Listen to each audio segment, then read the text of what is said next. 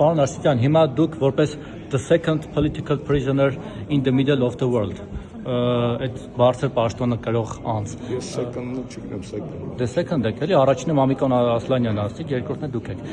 Ինչ եք կարծում։ Սրոկով, ընդհանրապես Հա, ինչ եք կարծում, գուցե հրշակով էլ։ Ինչ եք կարծում, Նիկոլ Փաշինյանը, երբ որ ձեր իշխանության օրոք նստած է, ինքը քաղ բանտարկյալ է, որտեղ նրա քեյսը միջև մի հետ գնացել է, որ ընկալվել է որպես քաղ բանտարկյալ։ Քիչ չունեմ ասելու,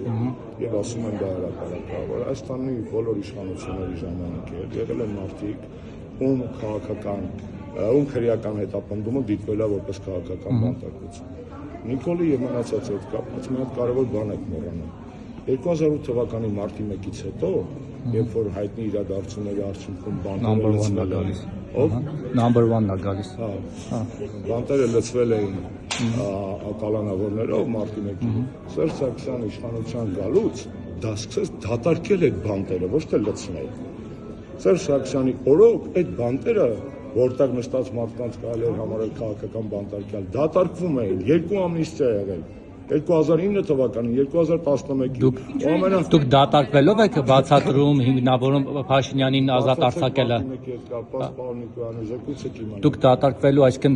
տեղ ազատելու բանով եք, տրամաբանությամբ եք հիմնավորում Փաշինյանին ազատելը համաներում։ Համաներումը երկրում համերաշխություն վերականգնելու գործիք է։ Իսկ դա Նիկոլի համար չէ։ Իսկ այդ համաներումը ինքը 1000 հոգից ավել մարդ է օգտվել այդ։ Մի հատ էսպիսի հարցեր, համաներումը ինքը չի բանանում։ Ոչ, Նիկոլ Փաշինյանը քաղաքական բանտարկյալ չէր։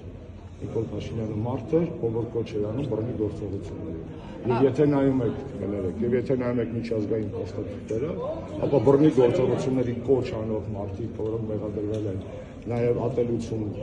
քարոզելու եւ մնացածի մեջ քաղաքական բանտարկյալ չեն դիտվել։ ԼԻԱՀԿ խորհրդարանական վերաբերյալ։ Հետևաբար ինչու համաներումով ազատ արձակվեց։ Ինչու ազատ արձակվեց համաներումով։ Մենք հիմա դրա մասին ենք։ Որովհետեւ ստացվում որ լեգիտիմ հիմք է ստացվում որ քաղաքաբանտարկյալ է եղել։ Մի հատ բոլորը լսեք։ Իջև 18 ինչ եղել է։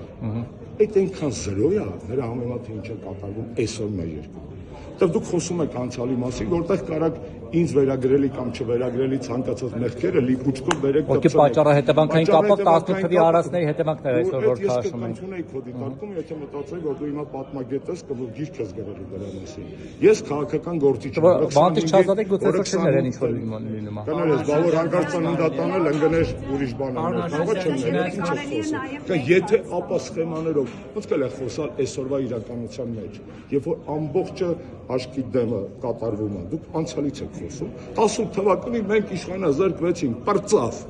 Մեր բոլոր արքա եւ բացակա թերություններով, իրական եւ վերագրել։ Ո՞ւր է թե պրծավ։ Ամեն ինչում ձեզ է մեղադրում հիմա 7 տարի։